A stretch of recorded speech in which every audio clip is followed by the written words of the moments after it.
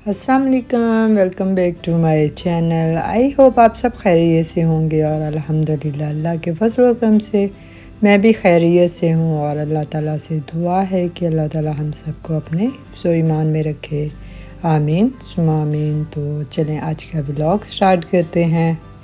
और यहाँ अपना मेन टॉपिक स्टार्ट करने से पहले मैंने सोचा कि अपनी वीकेंड की रूटीन आप लोगों के साथ शेयर कर दूं, क्योंकि इस वीकेंड पर हमें शादी भी थी और हम लोग रात को शादी पर जाते थे और ये मेरी संडे की रूटीन है। तो मैंने सोचा कि आज आपके साथ शेयर कर दूं, क्योंकि आज मेरी हेल्पर ने भी आना था, क्योंकि वो संडे ही आती है। तो इसलिए मैंने अर्ली मॉर्निंग ही उठ गई थी और यहाँ मैंने सबसे पहले पाए भरने के लिए रख दिए थे, क्योंकि यहाँ हम लोगों की गैस कुछ घंटों के लिए सुबह के टाइम आती है। और यहाँ मैंने तकरीबन 1 घंटे का प्रेशर लगा कर पाए वगैरह तैयार कर लिए थे और अभी घर वाले सोए ही हुए थे। और फिर मैंने लॉन्ड्री वगैरह भी स्टार्ट कर दी। और यहाँ मैंने अपने हस्बैंड के जो सर्दियों के कपड़े थे वो निकाल लिए थे। ज़ाहिर है उनमें एक स्मेल सी होती है, तो मैंने कहा चले इनको अच्छे से एक दफ़ा वॉश कर लेती हूँ और फिर इसको मैं आयरन करने के लिए धोबी के बाद से भिजवा दूँगी।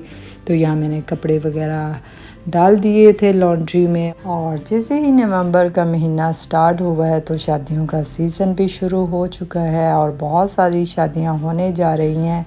और जो इस वीकेंड पर शादी हो रही है तो ये मेरी बेटी की बेस्ट फ्रेंड और हमारे बहुत ही करीबी मिलने वालों की बेटी की शादी होने जा रही है। और इसी मुनासबत से मैंने सोचा कि चलें आज आपके साथ ये वाला टॉपिक डिस्कस करते हैं कि जैसे हमारी बेटियों की शादी होकर जाती है नए घर में, एक नए माहौल में और नए लोगों में, तो सच कहूँ तो इतना आसान नहीं होता एक लड़की के लिए भी नए घर में और नए लोगों के साथ एडजस्ट करना। और यहाँ मैं बच्चियों को ये कहना चाहूँगी कि इन्हें बड़ी ही अक्लमंदी और समझदारी से अपने ससुराल में खुद को मनवाना होगा। और यहाँ सबसे ज़रूरी जो लड़की की वालिदा है उसकी ज़िम्मेदारी है कि जब उसकी बच्चियों की शादी की उम्र हो जाए तो उनको साथ साथ में ही गाइड करना चाहिए और अपनी ज़िंदगी की भी एग्जांपल देनी चाहिए कि उन्होंने शादी के बाद कैसी ज़िंदगी गुजारी और उनको शादी के बाद किन मुश्किलात का सामना करना पड़ा। और इन बातों के जानने से लड़कियों की जो फैंटेसी एक लाइफ होती है वो रियलिटी में उस चीज़ को देखना स्टार्ट कर देंगी जब उनको अपने घर से ही ऐसी तरबियत होगी। तो और जो बच्चियां ये ज़हन बनाकर अपने ससुराल जाती हैं कि शादी के बाद उनके ससुराल का माहौल उसके मेके के घर जैसा हो जाए, तो ज़ाहिर है ये सिरे से बात गलत है। इतने सालों से उस घर का माहौल और इतने सारे बंदे उसी माहौल में रहते हैं, सब लोग एक बंदे के लिए अपने घर का माहौल तो चेंज नहीं कर सकते। ज़ाहिर है लड़की को ही चेंज करना पड़ेगा। और कोशिश किया करें कि अपने हस्बैंड से ना ज़्यादा गिला शिकवा करें और ना ही उनसे लड़ाई झगड़ा किया करें और ना ये उन्हें बताया करें कि मेरी सास ने मुझे ये कह दिया है या कि मैंने घर के मुझसे ये काम करवाए हैं, क्योंकि मर्दों को ये चीज़ें बिल्कुल भी पसंद नहीं होती। चाहे उनके पेरेंट्स इस तरह की बातें करें वो जल्द ही इन चीज़ों से बेजार हो जाते हैं। और दूसरा ये कि शादी के बाद नए माहौल में एडजस्ट होना आसान नहीं होता। आपको छोटी छोटी बातों पर सब्र करना पड़ता है और ना ही छोटी छोटी बातों पर आपको रिएक्ट करना चाहिए, क्योंकि मेरे हिसाब से रिएक्ट करना सबसे बुरी चीज़ होती है। जब कोई बड़ा आपके ससुराल में आपकी सास या ससुर या कोई भी आपसे बात करे तो आपने फ़ौरन उस बात का रिएक्ट यानी जवाब नहीं देना, या आपने अपनी आंखें घुमा कर नहीं देखना कि इसने मुझे क्या कह दिया है। और ये सबसे बुरी चीज़ होती है, क्योंकि आप उसी वक्त जो आपके इन-लॉज़ वाले हैं या कोई भी तीसरा बंदा होगा वो देखकर आपको जज कर लेगा कि आप में तो ज़रा भी सब्र और तहम्मुल का दामन नहीं है। और जब बच्चियाँ शादी करके अपने ससुराल में जाएं तो उनको चाहिए कि बहुत ऊंचा और बहुत ज़्यादा नहीं बोलना चाहिए, क्योंकि देखने वालों को भी ये चीज़ बहुत ही नागवार गुज़रती है। बाकी अपने ससुराल का माहौल को पहले देखें कि उनके घरों में कैसे बात की जाती है। और ये जो बात है ये सबसे ज़्यादा इम्पॉर्टेंट चीज़ है कि अगर بچیوں کے سسرال میں کوئی ایسی بات یعنی کہ اس کے ہسبینڈ کے درمیان یا ساس سسر کے درمیان کوئی بات ہو جاتی ہے تو بچی کو یہ چاہیے کہ وہ اپنے پیرنٹس کو بالکل بھی اس بارے میں نہ بتائے۔ اپنے گھر کی چھوٹی چھوٹی باتیں اٹھا کر اپنے میکے میں یہ باتیں بتانا یہ بہت ہی بری بات ہوتی ہے، تو اس سے گریز کرنا چاہیے۔ اور بچیوں کی ماؤں کو بھی یہ چاہیے کہ اگر بچیاں انہیں کوئی اپنے گھر کی بات بھی بتاتی ہیں اور وہ کوشش کریں کہ وہ اگنور کریں اور کہیں کہ بیٹا یہ تمہارے گھر کے مسئلے ہیں، اور یقین جانیں اس طرح کرنے سے بچیوں کو جب احساس ہو جائے گا کہ یہ میرا گھر ہے اور میرے پیرنٹس بھی میری بات نہیں سنتے، تو اس طرح نیکسٹ ٹائم وہ کبھی بھی اپنی بات اپنے میکے میں نہیں شیئر کریں گے، اور یہ ماؤں کا فرض ہے کہ وہ اپنی بچیوں کو اس چیز سے منع کریں۔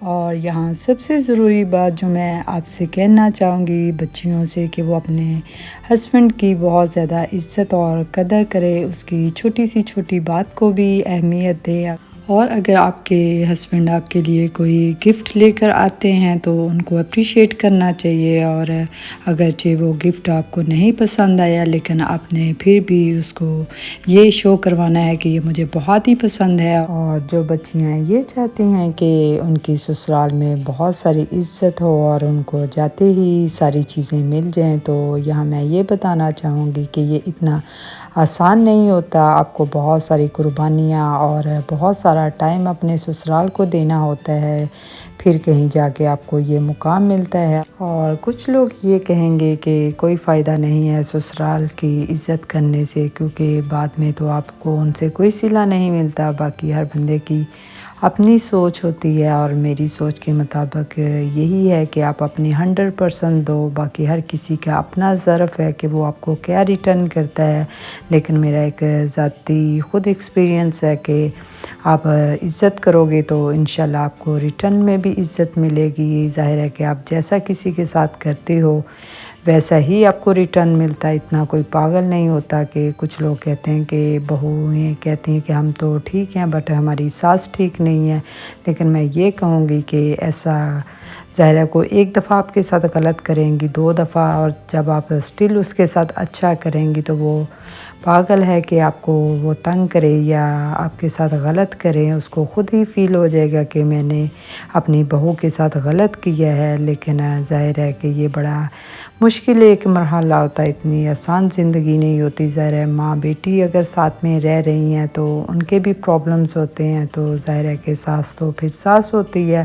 اور اپنی طرف سے یہ کوشش کریں کہ آپ کے خاندان کے جتنے بھی لوگ ہیں سب سے اچھے سے بات کریں۔ یہ نہیں ہے کہ بچیاں اپنے کمروں میں جا کر بیٹھ جائیں اور ان کے رشتہ دار یا ملنے والے آئیں یا ان کی نندے وغیرہ آئیں تو وہ اپنے کمروں سے ہی باہر نہ نکلے اور ہر وقت یہی ڈیمانڈ کریں کہ ہمیں باہر کھانا کھانے کے لیے جانا ہے اور گھر کا کھانا نہیں پسند کرنا۔ تو یہ ساری چیزیں سچ کہوں تو واقعی بہت غلط ہیں، اور جو آج کل کی بہویں میں نے دیکھی ہیں وہ یہ کہتی ہیں کہ ہمیں گھر کا کام نہیں کرنا، تو مجھے یہ چیز بہت ہی غلط لگتی ہے کہ ظاہر ہے کہ جہاں آپ لوگ کہیں بھی اپنے گھر میں بھی رہتے ہو تو ظاہر ہے کام کے بغیر تو گزارا نہیں ہے، تو پھر ظاہر ہے ساس کو تو آف کورس برا ہی لگے گا۔ کہ میں یہ نہیں کہتی کہ ساری ذمہ داری بہویں پر ہونی چاہیے، بٹ بہو کا بھی یہ فرض ہوتا ہے کہ وہ اپنے گھر کو یعنی سسرال والے گھر کو اپنا گھر سمجھے اور اس کو اچھے سے اس کی ذمہ داری کا خیال رکھے، یعنی اس کو نیٹ اینڈ کلین رکھے۔